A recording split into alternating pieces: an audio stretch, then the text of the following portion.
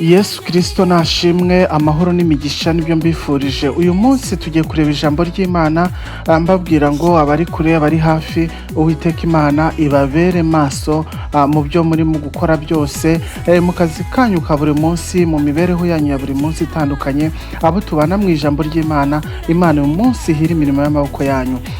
Bene data, uyu munsi tugiye kureba ijambo ry'Imana dusanga muri Yobu 28 umurongo wa 28, haranditse ngo maze bwira umuntu iti dore kubaha Uwiteka nibwo bwenge, kandi kuva mu byaha niko kujijuka. Imana itugirire neza. Bavandimwe bene data, Yesu Kristo ubwe ni ubwenge kandi afite ubwenge. Mbese twavuga ngo Yesu Kristo niwe bwenge bw'ukuri buva ku Mana. Uyu munsi wa none rero ijambo ry'Imana yatubwiye ngo dore kubaha Uwiteka nibwo bwenge, kandi kuva mu byaha niko kujijuka. Nuko rero bene data, nagira ngo mbabwire ngo Yesu Kristo niwe bwenge bw'ukuri buva ku Mana.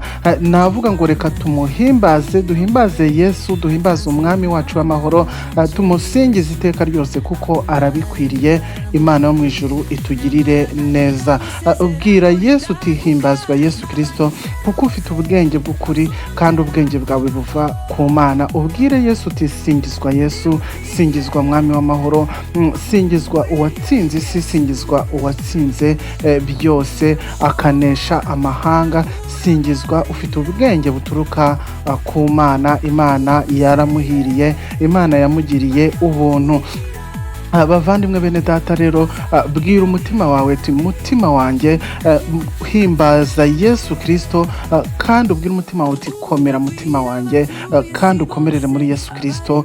Ubwenge n'ubushishozi, ubwira umutima ati ubwenge n'ubushishozi biva kuri Yesu Kristo, kandi ubwo bwenge buva kuri Yesu Kristo bibane nawe. Ubwira umutima wawe uti ubwenge buva kuri Yesu Kristo nibwo ngutuye. Ubwira umutima wawe uti nibwo nguhaye bibane nawe. Ubwo bwenge buva kuri Yesu Kristo rero butwigisha ibintu byinshi, butwigisha kubana n'Imana, butwigisha kutarangara, gushishoza, butwigisha ibintu byinshi. Rero bwira umutima wawe uti ubwenge buturuka kuri Yesu Kristo bubane nawe, kandi umutima wawe uturize muri Yesu. Imana yo mu ijuru izakugira neza.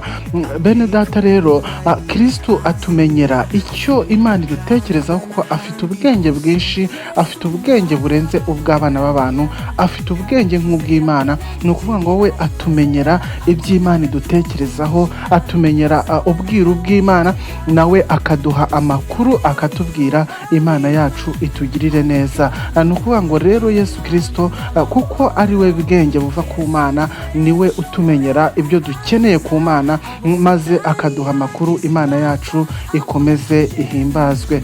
Bwira Yesu rero uti amamara Yesu, himbazwa Yesu, ku isi yose wamamare, umuhimbaze, umuzamurire amaboko, umuhe icyubahiro, kandi umubwire uti ukwiriye kwamamara iteka n'iteka ibihe byose. Ubwire Yesu uti duhe ubwenge bwawe, ubwenge buturuka ku Mana, niho Imana yo mu ijuru izatugirira neza, kandi tuzabasha gukominikana nayo, kuko tuzaba dufite ubwenge buyiturukaho, ubwenge twahawe n'umwami Yesu Kristo. Imana rero ikomeze iduhe umugisha, kandi ikomeze iturebe neza, ikomeze iturebane impuhwe zayo. Bene data rero, bavandimwe, muze dushake Yesu, muze dushake ubwenge bumuturukaho, muze twubahe umwami Yesu Kristo. Niko kumenya ubwenge, nk'uko twabisomye ngo kubaha Uwiteka niko kumenya ubwenge, kandi kuva mu byaha niko kujijuka. Uyu munsi wa none, ubwenge waba ufite bwose, ibyo waba ukora byose utaravuye mu byaha, icyo gihe Bibiliya ivuga ko icyo gihe uba utarajijuka. Ngo kubaha Uwiteka nibwo bwenge, kandi kuva mu byaha niko kujijuka. Uyu munsi wa none rero nawe urashaka, ukeneye kujijuka, ukagira ubwenge buturuka ku Mana, kandi ukubaha Uwiteka. Niba ubaha Uwiteka, nawe uzaba ujijutse mu Mana. Imana itugirire neza. Bavandimwe rero bene data, uyu munsi nawe uhugukire Yesu, uhugukire kumenya ibye, uhugukire gushaka ubwenge buturuka kuri Yesu Kristo. Imana itugirire neza. Imana yo mu ijuru rero izatugirira neza nituyubaha kandi nituyishakana umwete. Uyu munsi bavandimwe bene data, Imana iradushaka ngo iduhe ku bwenge bwayo. Rero icyo nashaka kubabwira cy'ingenzi uyu munsi, nababwiraga ngo mwubahe Uwiteka kandi mushaka ubwenge bumuturukaho, nawe azabagirira neza. Kubaha Uwiteka nibwo bwenge, kandi kuva mu byaha niko kujijuka.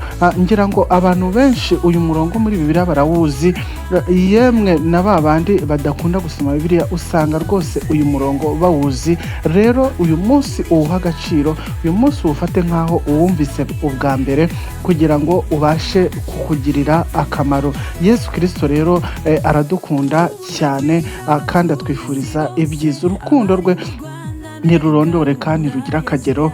Nashimwe, nahabwe icyubahiro. Nawe umubwire uti singizwa Yesu, ahimbazwa, kandi kuko atwemerera ko azaduha ubwenge buturutse ku Mana, akaduha ubwenge bwe, akaduha ibyo afite byose. Uyu munsi wa none wamubwira uti singizwa Yesu iteka ryose, ibihe byose, kandi ukabwira Yesu uti shimwa mwami w'amahoro kuko ubereye amashimwe. Uyu munsi rero mu Kristo wemeye kuba umukristo, wemeye guhitamo gusenga, wemeye guhitamo kwicisha bugufi, wemeye guhitamo kugira umutima nk'uwari muri Kristo Yesu, Imana uyu munsi irakubwira ngo shaka ubwenge biturukaho kandi uyubahe, izaguha ibyiza byose kandi izakugirira neza, izakugirira ubuntu. Kandi ntabwo umuvandimwe uzagirirwa ubuntu wenyine, n'urubyaro rwawe n'abawe bose, kandi si urubyaro rwawe gusa, n'imiryango yawe ndetse n'ibyo utunze byose bizagira umugisha, kuko uzaba wahisemo ubwenge bwa Kristo, kuko uzaba wahisemo kubana n'Imana.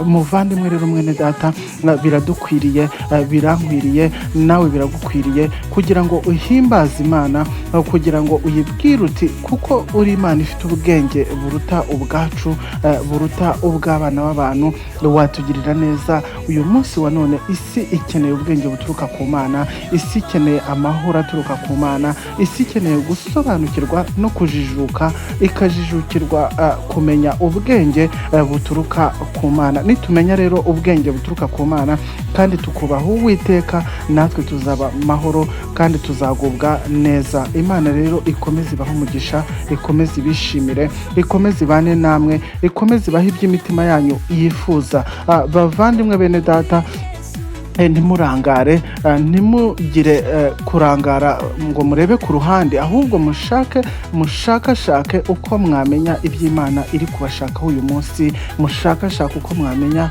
icyo Imana yifuza kuri mwebwe, niho muzabona imigisha yose Yesu Kristo yagiye adusezeranya. Uyu munsi wa none rero mu ijambo ry'Imana nagira ngo mbabwire ngo ubwenge buturuka kuri Yesu Kristo tubuhabwa n'Imana, kandi Yesu Kristo nawe atugerera ku Mana akatumenyera ibyo dukeneye byose. Imana rero izaduha umugisha nk'uko twabibonye. Tuyubahe kandi tuyikorere, tuyitinye, tuyihindure umushyitsi, tugende twumva dutinya, kandi twumva mu mitima yacu harimo kubaha guhambaye, icyubahiro duha Imana yacu. Uwiteka rero Imana ikomeze ibahe umugisha. Mwakoze kubana nanjye, mwakoze gukurikira ijambo ry'Imana. Ndababwiye ngo uyu munsi mbifurije imigisha ituruka ku Mana, kandi mukunde gusoma ijambo ry'Imana, mukunde kubana natwe hano kuri Merance TV Show. Tuzajya tubagezaho ijambo ry'Imana. Uyu munsi mbabwira ngo nifuje kubabwira ko Imana ishaka kubaha ubwenge buyiturutseho, kandi muyifungurire umutima, muyifungurire imitima yanyu, izabasha kubana namwe ibihe byose. Mwakoze rero kubana nanjye, mwakoze kunshyigikira, mwakoze kuri byose. Mukomeze muze tubane, Imana izakomeza kutugirira neza. Amahoro n'imigisha nibyo mbifurije. Amen, amen. Abatuye si bose, abari mu Rwanda, Amerika, Uburaya, Aziya, Afurika, Canada n'ahandi hose, Yesu araba